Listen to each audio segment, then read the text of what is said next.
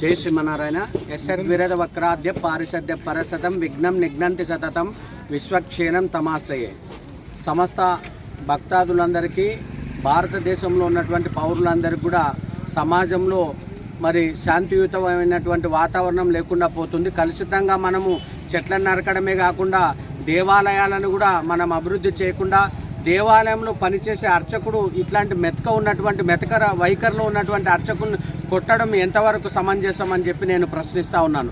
అర్చకులందరూ కూడా ఎంతో బాధతో ఉన్నారు. ఎందుకంటే ఈ పిల్లోడు పాపం చాలా మెతక మనిషి.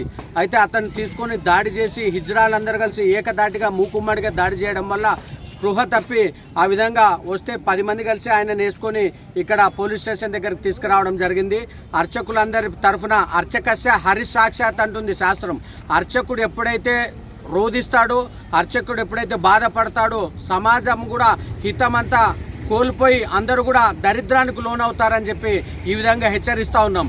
అర్చకుల తరఫున, వీరశైవ సంఘం అందరి తరఫున కూడా హెచ్చరిస్తూ ఉన్నాం. ఎందుకంటే అర్చకులకి ఎక్కడ కూడా అన్యాయం జరగకూడదు అని చెప్పి ప్రతి శాస్త్రంలోనూ ఉన్నది. మరి శాస్త్రానుసారంగా మనము ప్రయాణం చేస్తే అందరూ కూడా మంచిగా ఉంటుంది, సుగమంగా ఉంటుంది. శాస్త్రోక్తంగా మనమందరూ శాస్త్ర ప్రమాణంగా పాటించాల్సింది పోయి అందరూ కూడా పూజార్ల పైన దాడి చేయడం ఏంటంది? ఇది సిగ్గుచేట. అందరికి కూడా భారతదేశంలో పుట్టి మనం పూజార్ల దాడి చేయడం ఏంది?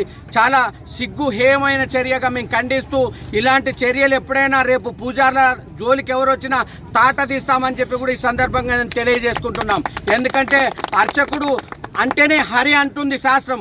అలాంటిది మీరు దాడి చేయడానికి మీకు ఎలా సిగ్గు ఉంటుంది? ఎలా బుద్ధి ఉందా లేదా మీకు? ఇంతకీ సమాజంలో అందరు గౌరవించాలి పూజారులను. ఈ రోజుల్లో పూజారులను గౌరవిస్తేనే సమాజం బాగుంటుంది. అందుకే వర్షాలు పడని కాలంలో ఎక్కువ వర్షాలు కురుస్తూ ఉన్నాయి. ఎందుకు వర్షాలు అట్లా కురుస్తున్నాయి? సమయానికి వర్షానుకూలత లేదంటే కారణమేమి? పూజారులని హింసించడం వల్ల, పూజారులని ఈ విధంగా చేయడం వల్లనే మీకు ఇలాంటి గతి పడతా ఉంది. సమాజం అందరికి కూడా హెచ్చరిస్తున్నాం. పూజారుల తరఫున, అందరి తరఫున మా గోడు వెళ్ళబోసుకుంటున్నాం. ఇది మా బాధ కాదు, మీ అందరికి శాపంగా వస్తుంది రేపు భవిష్యత్తులో. ఎందుకంటే అర్చకుడు ఎప్పుడు కూడా బాధపడకూడదు. అర్చకుడు 10 రూపాయలు ఇచ్చి మనం దండం పెట్టుకొని ఆశీస్సులు తీసుకున్నాలని ఉన్నటువంటి ఈ సందర్భంలో మీరు దాడి చేస్తే మీరందరూ సమాజం ఏం చేస్తుంది? సిగ్గుతో తల వంచుకునాలి ఈ యొక్క విషయాన్ని తెలుసుకుంటే కూడా. కాబట్టి అందరికీ ఖబర్దార్, పూజారుల జోలికి వస్తే మేము దేనికైనా సిద్ధమే.